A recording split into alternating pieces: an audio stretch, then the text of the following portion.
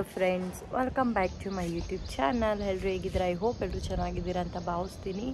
So ಇವತ್ತು ಕೆಳಗೆ ಬಂದ್ಬಿಟ್ಟಿದ್ದೀವಿ ಮೇಲಿಂದ. ಸೊ ಹೊರಗೆ ಬಂದು ಬ್ಲಾಗ್ನ ಸ್ಟಾರ್ಟ್ ಮಾಡ್ತಾ ಇದ್ದೀನಿ. ಕಾರ್ಗೆ ವೆಯ್ಟಿಂಗ್. ಇವತ್ತು ಫಾರ್ ದ ಫಸ್ಟ್ ಟೈಮ್ ನಾನು ನನ್ನ ದೊಡ್ಡ ಮಗಳು ಹಾಯ್ ಮಾಡೋ ಚಿನ್ನ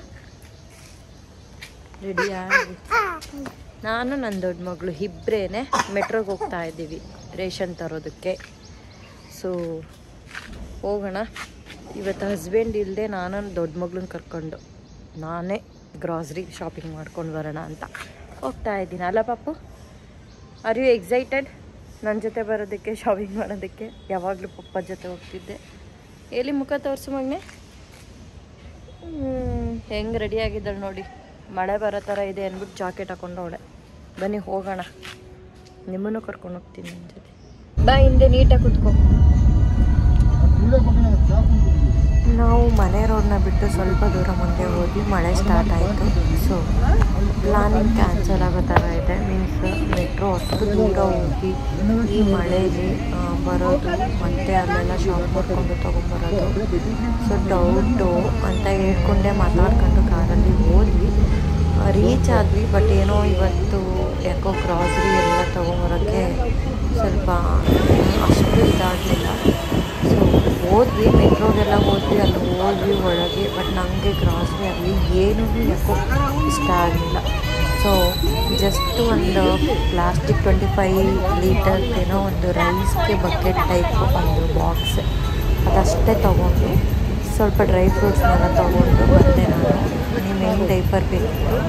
ಸೊ ಡಿಮಾರ್ಟ್ಗೂ ಮೆಟ್ರೋಗೂ ಕಂಪೇರ್ ಮಾಡಿದ್ರೆ ಡೈಪರು 249 ಏನೋ ಡಿಫ್ರೆನ್ಸ್ ಬಂತು. ಐ ಮೀನ್ ಡಿಮಾರ್ಟಲ್ಲಿ ಕಮ್ಮಿ ಇದೆ ಸ್ವಲ್ಪ, ಮೆಟ್ರೋದಲ್ಲಿ ಜಾಸ್ತಿನೇ ಇದೆ. ಸೊ ಹಂಗಾಗಿ ನಾನೇನು ಜಾಸ್ತಿ ತೊಗೊಂಡಿಲ್ಲ. ಸೊ ಮನೆಗೆ ಬಂದಮೇಲೆ ನೋಡ್ಬೋದು ನಾನು ಯಾವ ಕೆಲಸ ಮಾಡಿದ್ದೀನಿ ಅಂತ. ನಾನೇನು ಅಲ್ಲಿ ಕ್ಯಾನ್ಸಲ್ ಮಾಡ್ಕೊಂಬಂದನಲ್ಲ, ಕಾರಲ್ಲೇ ಬರ್ತಾ ಮತ್ತು ಮನೆಯಲ್ಲಿ ಬಂದಮೇಲೆ ಹಸ್ಬೆಂಡ್ ಕೈಲಿ ಡಿಮಾರ್ಟಲ್ಲಿ ಸ್ವಲ್ಪ ನಾನು ಕಾಟ್ ಮಾಡಿಕೊಟ್ಟೆ ಗ್ರಾಸರಿನ. ನೆನ್ನೆ ಹೋಗಿ ಬಂದಿದ್ವಲ್ಲ, ನನಗೇನೋ ಅಷ್ಟು ಸ್ಯಾಟಿಸ್ಫ್ಯಾಕ್ಷನ್ ಆಗಲಿಲ್ಲ.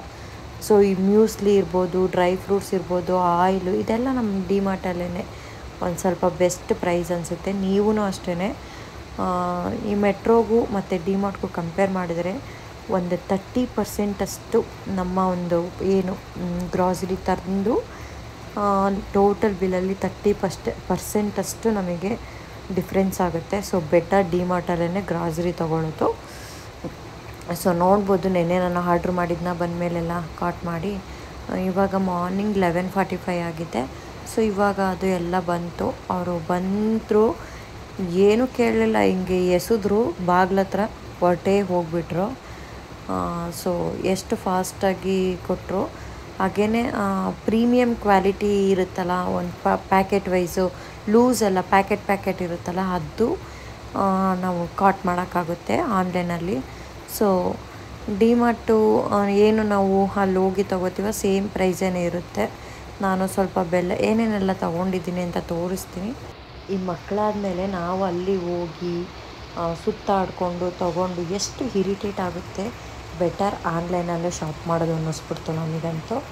ಸೊ ನೋಡೋಣ, ನೆಕ್ಸ್ಟ್ ಟೈಮು ಹಿಂಗೆ ಮಂತ್ಲಿ ನಾನು ಆನ್ಲೈನಲ್ಲೇ ಗ್ರಾಸರಿ ಆರ್ಡ್ರ್ ಮಾಡ್ಕೋತೀನಿ.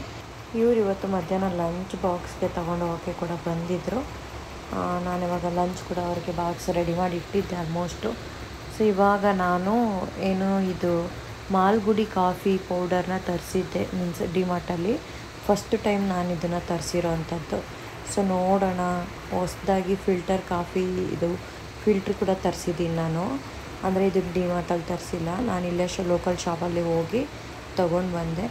ತುಂಬ ದಿನದಿಂದ ಅನ್ಕೋತಿದ್ದೆ ಫಿಲ್ಟರ್ ಕಾಫಿ, ಏಕೆಂದರೆ ಈ ಸ್ಯಾಚೆಟ್ ಕಾಫಿ ಬರುತ್ತಲ್ಲ, ಬ್ರೂ ಆಗಿರ್ಬೋದು, ನೆಸ್ಕೆಫೆ, ಅದೆಲ್ಲ ಅದು ಸ್ವಲ್ಪ ನನಗೆ ಯಾಕೋ ಗ್ಯಾಸ್ಟ್ರಿಕ್ ಥರ ಆಗೋದು. ಸೊ ನಾನು ಅದಕ್ಕೆ ನನ್ನ ಹಸ್ಬೆಂಡು ಇದನ್ನು ಸಜೆಸ್ಟ್ ಮಾಡಿದ್ರು, ಮಾಲ್ಗುಡಿ ಕಾಫಿ ಪೌಡರ್ ತೊಗೊಂಬಂದು ಈ ಥರ ಫಿಲ್ಟ್ರಲ್ಲಿ ಮಾಡ್ಕೊಂಡು ಕುಡಿದ್ರೆ ಚೆನ್ನಾಗಿರುತ್ತೆ, ಹೆಲ್ತ್ಗೂ ಕೂಡ ಒಳ್ಳೆಯದೇನೆ. ಈ ಇನ್ಸ್ಟೆಂಟ್ ಕಾಫಿ ಎಲ್ಲ ಅದು ಅಷ್ಟು ಹೆಲ್ತ್ಗೆ ಒಳ್ಳೆಯದಲ್ಲ ಅಂತ ಹೇಳ್ತಿದ್ರು. ಸೊ ನೋಡೋಣ ಅಂಥೇಳಿ ಇದನ್ನು ತರಿಸಿದ್ದೀನಿ, ಹೇಗಿರುತ್ತೆ ಅಂತ ನೋಡೋಣ ಅಂಥೇಳಿ ತಂದಿದ್ದ ತಕ್ಷಣವೇ ನನಗೆ ಇವತ್ತು ಗೊತ್ತಲ್ಲ, ಹೆಣ್ಮಕ್ಳಿಗೆ ಏನಾದರೂ ಒಂದು ಹೊಸದು ತಗೊಂಡ್ರೆ ಅದ್ರಲ್ಲಿ ಬೇಗ ಪ್ರಯೋಗ ಮಾಡಬೇಕಂತ. ನಾನು ಹುಟ್ಟಿದಾಗಲಿಂದ ಇಷ್ಟು ವರ್ಷ ಆಗಿದೆ, ಇದುವರೆಗೂ ಆಗಿದೆ, ಈ ಫಿಲ್ಟರ್ ಅಂದರೆ ಈ ಸ್ಟೈನ್ಲೆಸ್ ಸ್ಟೀಲ್ ಫಿಲ್ಟರ್ ಇರುತ್ತಲ್ಲ, ಅದನ್ನು ಎಲ್ಲೋ ಯಾವುದೋ ಮನೇಲಿ ನೋಡಿದೆ. ಅದು ಹೇಗೆ ಮಾಡೋದು ಅಂತಲೂ ಗೊತ್ತಿರಲಿಲ್ಲ.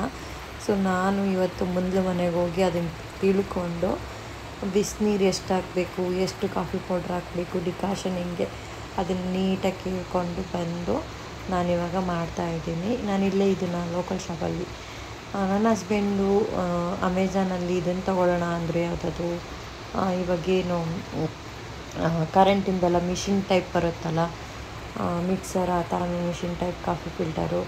ಸೊ ನಾನು ಅದಕ್ಕೇ ಈ ಮನೆಗೆ ನನಗೆ ಯಾವುದೇ ಥರ ಕಾಸ್ಟ್ಲಿ ಪ್ರಾಡಕ್ಟ್ ಹಿಂಗೆ ಏನೂ ಬೇಡ, ಯಾಕಂದರೆ ನಮ್ಮದೇನೋ ಬೇರೆ ಪ್ಲ್ಯಾನಿಂಗೇ ನಡೀತಾ ಇದೆ. ಸೊ ನಾನು ಒಟ್ಟಿಗೆ ಅಲ್ಲೇ ಸೆಟಲ್ ಮಾಡ್ಕೋತೀನಿ. ನನಗೆ ಈ ಮನೆಗೆ ಅಂತ ಅಷ್ಟು ಏನು ತೊಗೋಬೇಡಿ ಅಂತ ಹೇಳಿಬಿಟ್ಟು ಜಸ್ಟ್ ನಾನು ಹೋಗ್ಬಿಟ್ಟು ಇದನ್ನು ಒಂದು 400 ರುಪೀದು, ಅವ್ರು 550-500 ನಾನು ಬಾರ್ಗಿಂಗ್ ಮಾಡಿ 400 ರುಪೀಗೆ ಈ ಸ್ಟೀಲ್ ಫಿಲ್ಟರ್ ತೊಗೊಂಬಂದಿದ್ದೀನಿ. ಸೊ ನನಗನ್ಸುತ್ತೆ ಇದು ಕಮ್ಮಿನೇ ಇರುತ್ತೆ. ಇಲ್ಲೆಲ್ಲ ಏನಪ್ಪ ಈ ಏರಿಯಾದನ್ನೇ ಒಂಥರ ಕಾಸ್ಟ್ಲಿ, ಈ ಏರಿಯಾದಲ್ಲಿ ಏನೂ ತೊಗೋಬಾರ್ದು ಅನಿಸುತ್ತೆ. ಸೊ ನಾನೊಂದು 4 ಸ್ಪೂನಷ್ಟು ಜಾಸ್ತಿ ಕಾಫಿ ಪೌಡರ್ ಹಾಕಿದ್ದೀನಿ. ಅದಕ್ಕೆ ಬಿಸಿನೀರು ಫುಲ್ ಫಿಲ್ ಮಾಡಿ ಅದನ್ನು ಇಡ್ತಾ. ನಾನು ಯಾಕೆ ಇಷ್ಟೊಂದು ಎಕ್ಸ್ಪ್ಲೇನ್ ಮಾಡ್ತಿದ್ದೀನಿ, ಇದು ಎಲ್ರಿಗೂ ಗೊತ್ತಿರುತ್ತೆ. ನನಗೆ ಗೊತ್ತಿಲ್ಲ ಅಂದರೆ ನಿಮಗೆ ಗೊತ್ತಿಲ್ಲದಂಗೆ ಇರುತ್ತಾ? ಸೊ ಓಕೆ, ಕಾಫಿ ಫಿಲ್ಟರ್ನಲ್ಲಿ ಫಸ್ಟ್ ಟೈಮ್ ನಾನು ಕೈಯಾರೆ ಕಾಫಿ ಅಂದರೆ ಫಿಲ್ಟರ್ ಕಾಫಿ ಮಾಡ್ಕೊತಾ ಇದ್ದೀನಿ. ಹೇಗಿರುತ್ತೆ ಅಂತ ಹೇಳ್ತೀನಿ. ಈಗಿದು ಫಿಲ್ಟರ್ ಆಗಬೇಕು, ಈಗ ಸಡನ್ಲಿ ಮಾಡೋಕ್ಕಾಗಲ್ಲ. ಸೊ 1 ಅವರ್ ಬಿಟ್ಟ ಮೇಲೆ ನಾನು ಕಾಫಿನ ಮಾಡ್ಕೊತೀನಿ. ಎಷ್ಟರಲ್ಲಿ ಇವಾಗ ನಾನು ನನ್ನ ಮಗಳಿಗೆ ಇವತ್ತು ಏನೋ ಪಾಸ್ತಾ ಮಾಡಿಕೊಡ್ತೀನಿ ಅಂತ ಹೇಳಿಬಿಟ್ಟಿದ್ದೀನಿ. ಅದು ವೈಟ್ ಪಾಸ್ತಾ ಬೇರೆ ಮಾಡ್ತೀನಿ ಅಂತ ಹೇಳಿದ್ದೀನಿ. ಸೊ ಅದಕ್ಕೆ ಇವಾಗ ನಾನು ರೆಡಿ ಮಾಡ್ಕೋಬೇಕು. ಇದು ಎಷ್ಟಿಟ್ರೂ ನಿಲ್ತಾನೇ ಇಲ್ಲ ನೋಡಿ, ಎಷ್ಟು ಆಟ ಆಡಿಸುತ್ತೆ ಇದು. ನನಗೆ ಖುಷಿ ಆಗ್ತಾ ಇದೆ ನಾನು ಫಿಲ್ಟ್ರ್ ಕಾಫಿ ಮಾಡ್ತಿದ್ದೀನಿ ಅಂತ. ಅಯ್ಯೋ ದೇವರೇ. ಹಾಗೆಯೇ ಇವತ್ತು ಹೇಳಿದ್ನಲ್ಲ ವೈಟ್ ಪಾಸ್ತಾ ಮಾಡ್ಕೊಳ್ಳೋಕ್ಕೆ ನೋಡಿ, ಆರ್ಗ್ಯಾನೋ, ಕಸ್ತೂರಿ ಮೇಥಿ ಮತ್ತು ಇದು ಏನು ರೆಡ್ ಚಿಲ್ಲಿ ಫ್ಲೇಕ್ಸು, ಸ್ವಲ್ಪ ಪೆಪ್ಪರ್ ಪೌಡ್ರು, ಆನಿಯನ್ನು ಮತ್ತು ನಾನು ಕ್ಯಾಪ್ಸಿಕಮು ದೊಡ್ಡದಾಗಿ ಹೆಚ್ಚಿಬಿಟ್ಟು ಇದನ್ನು ಬಟರಲ್ಲಿ ಹುರ್ಕೋತಾ ಇದ್ದೀನಿ. ತುಪ್ಪ ಅಥವಾ ಬಟರಲ್ಲಿ ಮಾಡ್ಕೋಬೇಕು.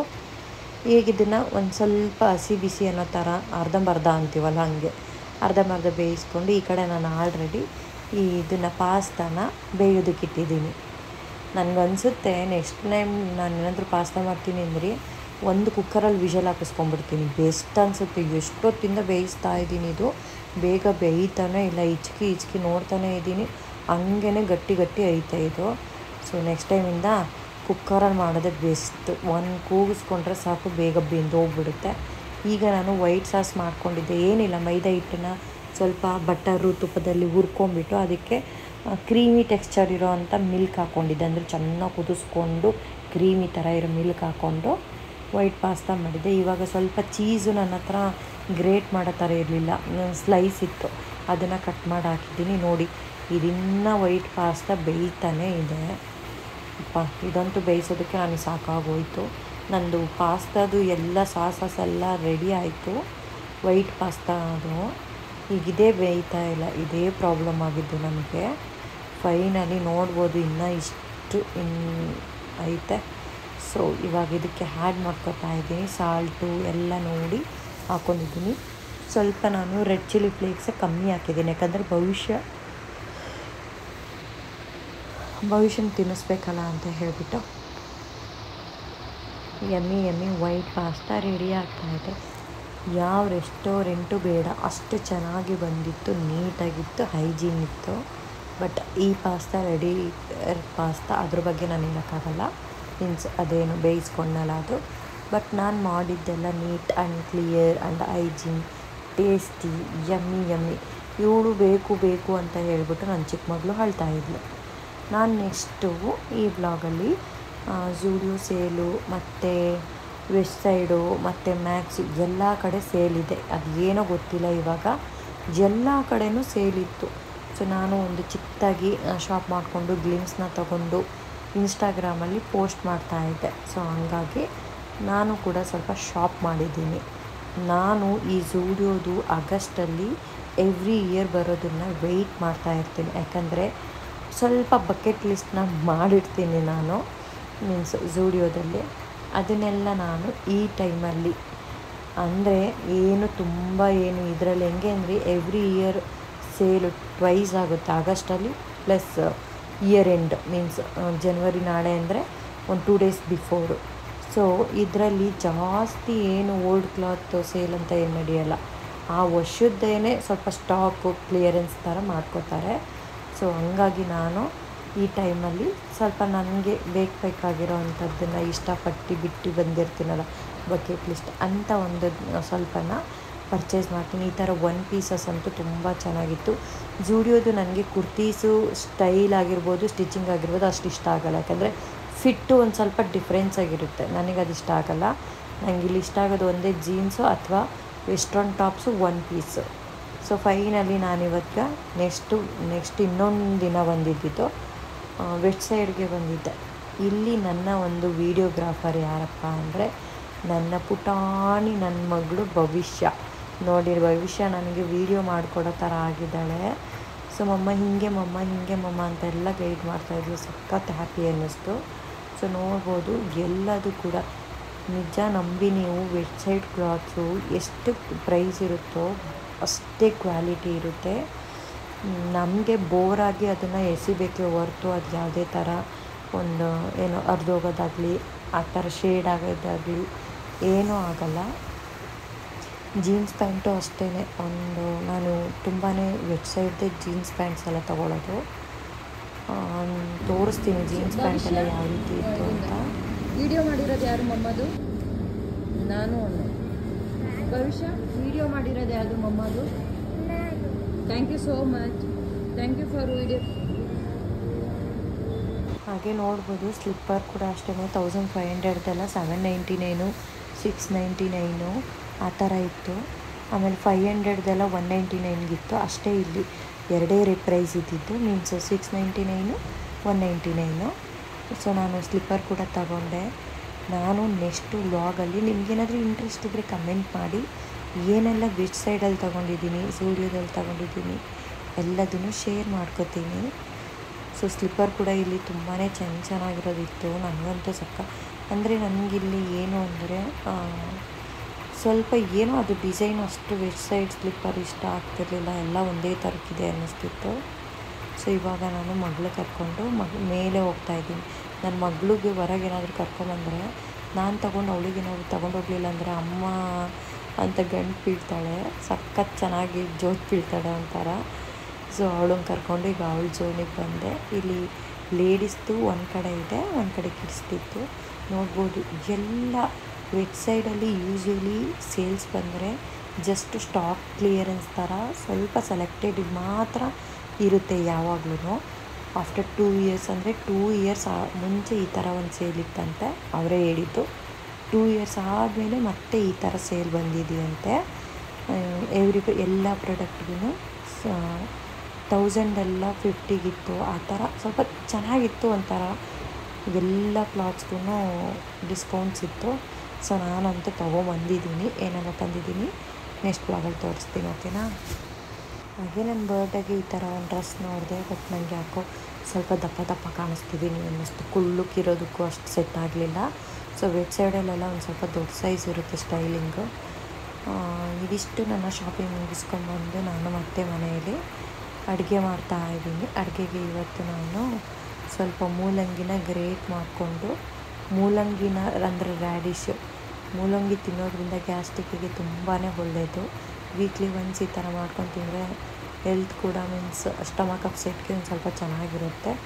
ನಾನು ಗ್ರೇಟ್ ಮಾಡಿಬಿಟ್ಟು ಎಲ್ಲ ಈರುಳ್ಳಿ ಮೆಣಸಿನ್ಕಾಯಿ ಟೊಮೆಟೊನೆಲ್ಲ ಹಾಕ್ಕೊಂಡು ಪಲ್ಯ ಮಾಡಿಕೊಂಡು ಇದಕ್ಕೆ ಚಪಾತಿ ಮಾಡ್ಕೊತೀನಿ.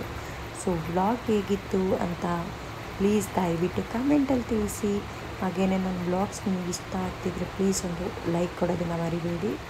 ಹಾಗೆ ನೆಕ್ಸ್ಟ್ ವ್ಲಾಗಲ್ಲಿ ಸಿಗ್ತೀನಿ. ಅಂಟಿಲ್ ದೇನ್ ಬಾಯ್, ಕೀಪ್ ವಾಚಿಂಗ್.